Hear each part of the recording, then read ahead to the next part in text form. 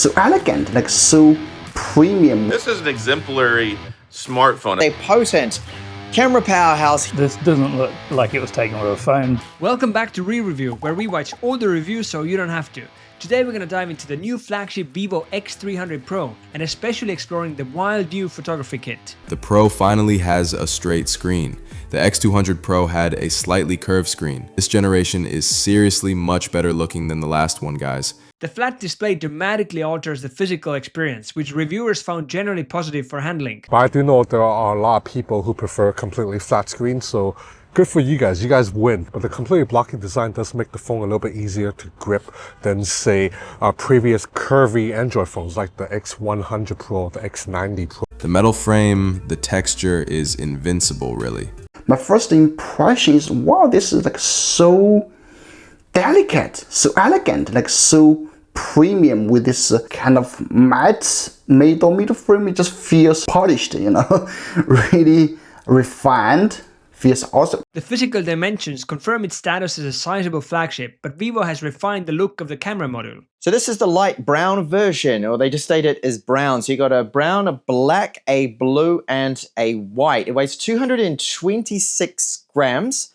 So the weight of it, it feels a little bit hefty, but it's not a heavy phone. I think it's a standard kind of weight for the size of this phone being 6.78 inches. The lens module seamlessly connects to the back panel, minimizing protrusions for a comfortable grip. Key hardware additions also improve security and access. And an ultrasonic fingerprint reader. On the right side, you get a volume rocker, an unlock button at the bottom, your speaker, your USB-C port, SIM tray, and then, ooh, what does this button do?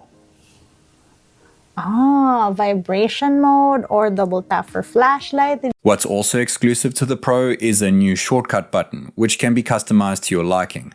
But there's no camera control button like we saw with the X200 Ultra. And finally, what do you actually get inside the box? We have this up to 19 watts fast charger, a Type A to Type C cable, and that's basically the unboxing. And a USB-C cable and no charger. Okay, no charger in the box this year. I love it comes with the case, and then it's got a built-in screen protector as well, so that's also nice. Reviewers found the chipset offered flagship performance with highly impressive efficiency, especially for gaming. Both the X300 and Pro get the upgraded Dimensity 9500 CPU, which is supposedly 30% more efficient, while multitasking has 17% higher multi-core and 32% higher single-core performance. Built on TSMC's 3nm process, boasts an Antutu score exceeding 4.12 million at room temperature. GPU performance surpasses that of the Apple A19 Pro and Snapdragon 8 Elite Gen 5, with 40% lower power consumption for high-load gaming. Storage speeds keep pace with demanding performance requirements. The top-of-the-line model debuts dual UFS 4.1 quad-channel storage, delivering read and write speeds of 8.6 gigabytes per second, a 70% increase. You can see that the sequential reads almost 4,000, sequential writes there 3,500, really good, and the random access speeds, both reads and writes, quite high there too. On the software front, the global adoption of OriginOS 6 brings improvements, though it retains some characteristics of previous software. OriginOS is now global, so that means FunTouch, goodbye, gone for the global versions. I would describe it as like 75% OriginOS and still 25% FunTouch, because there's still some elements here that feels a little bit FunTouch-y to me.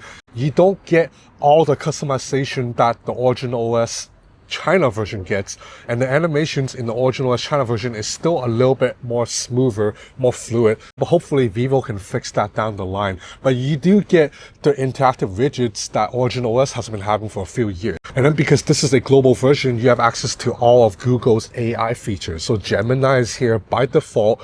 You have generative AI photo editing and much better voice transcription than you would get out of the China version of Vivo devices. It has a 200 megapixel camera, but not a 200 megapixel primary camera. It's a 200 megapixel telephoto camera on here. This focus on telephoto zoom is paired with significant upgrades across the other lenses, utilizing the Zeiss partnership effectively. three of them there. So they're 50 megapixels for the ultra wide in the main camera. The Zeiss T star coating is present. A periscopic 200 megapixel camera, which has an aperture of f2.67.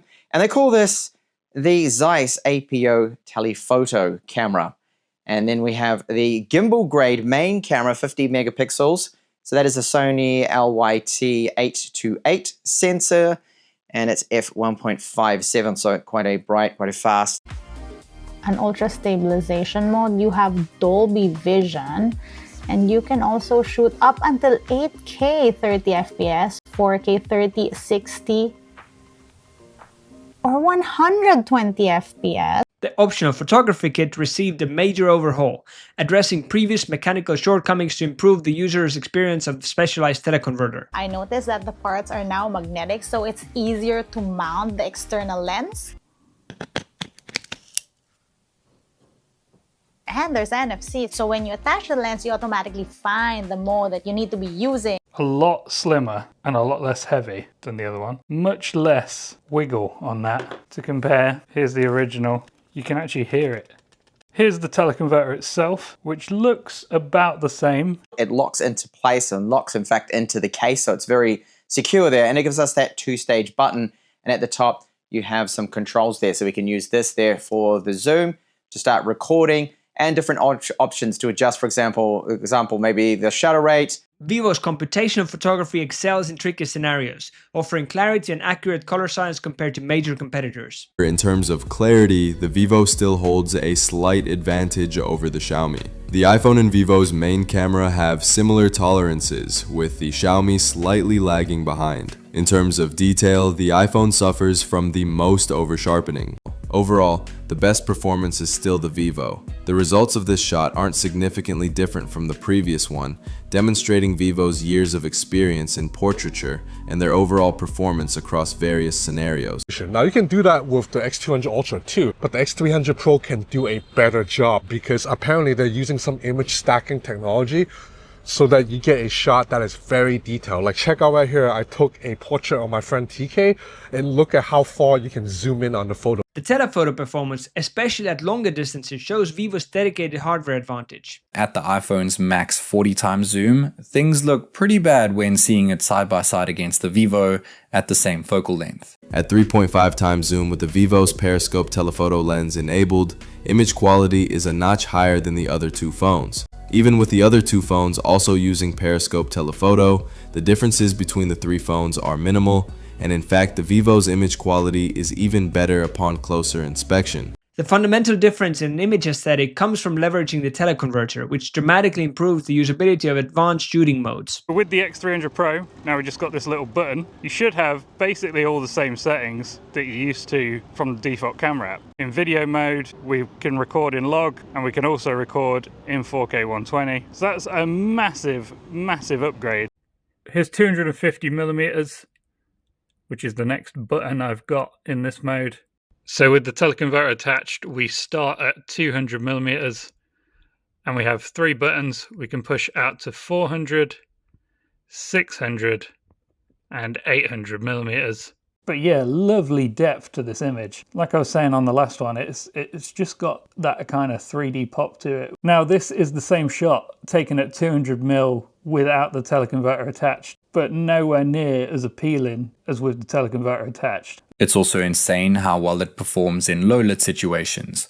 It managed to capture incredible detail of whatever I focused on and gave a proper DSLR look to anything not in focus. A large 6,510 mAh battery with 90 watt fast charging delivers a tested battery life of 12 hours. However, it is essential to note that the maximum battery capacity varies significantly based on the region of the device. So this is the global version, the EU version, and the battery in here it's only 5,440 mAh. This is still larger than we get from an iPhone or Pixel, but this is relatively small compared to what we're going to get from Honor or Oppo or what Xiaomi's already giving us. Regardless of the specific number, some reviewers noted that compared to key competitors in the Chinese market, Vivo's overall capacity lacks significantly, even if it's sufficient for a full day of use. But considering the Xiaomi 17 of the same size packs a 7,000 mAh battery, the X300 clearly falls behind in battery part. Not every sensor received an upgrade, and the kit demands a trade-off in portability. Now the ultra-wide camera, it's not as good as the X200 Ultra, because the X200 Ultra is ultra-wide.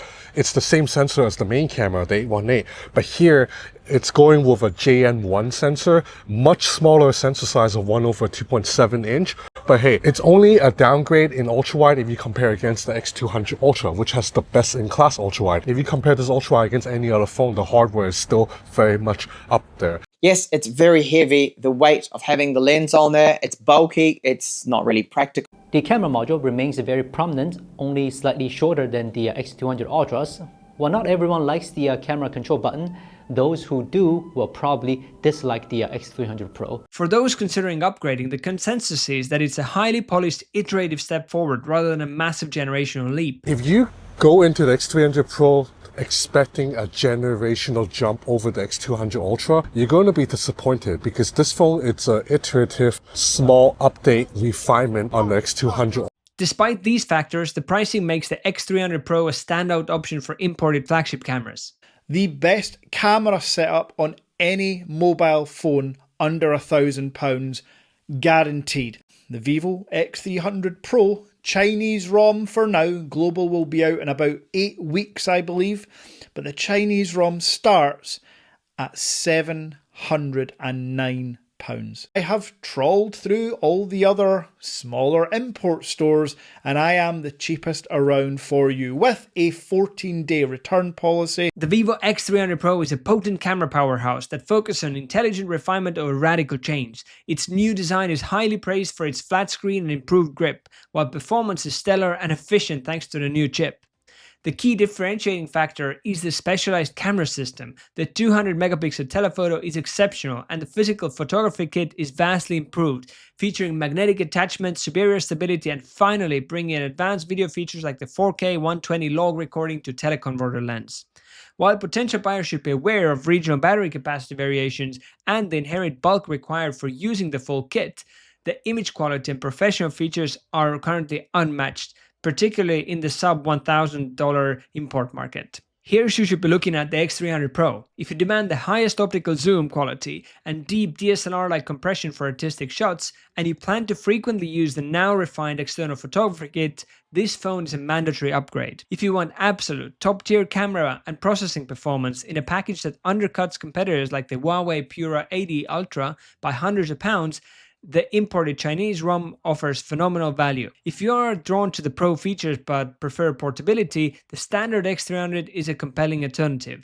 It retains many high-end features like the ultrasonic sensor and LTPO display in a much smaller, highly efficient 6.3-inch body. Thank you very much for watching this ultimate roundup review of the Vivo X300 Pro.